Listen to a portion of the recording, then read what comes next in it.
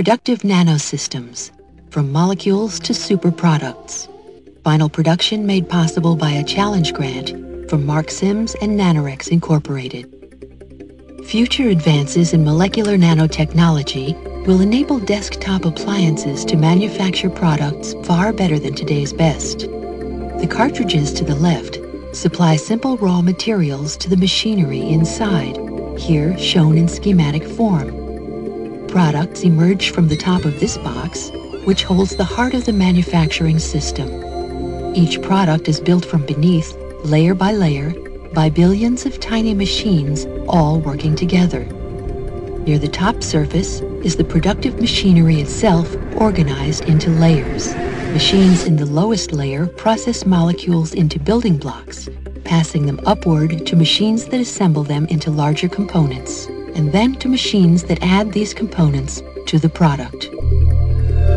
From a millimeter scale, 1 million nanometers, our view zooms in to the 10 nanometer scale.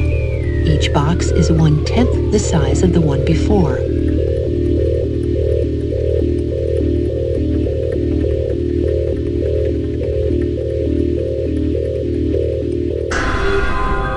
Here, at the molecular scale, nanomachines make small building blocks from molecular raw materials.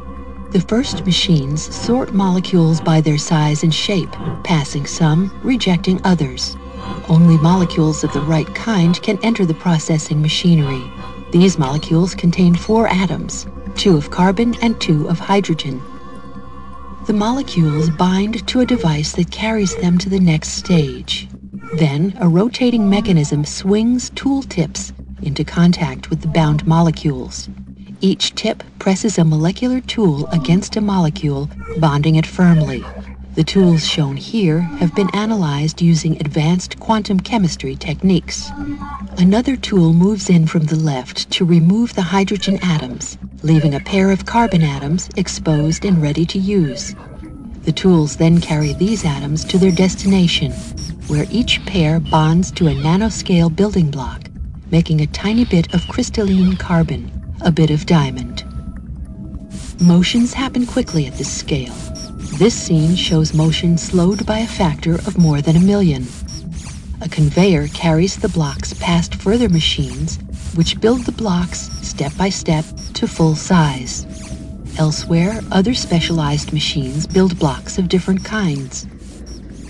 A system of conveyor belts and transfer mechanisms carries completed blocks from where they are made to where they are needed.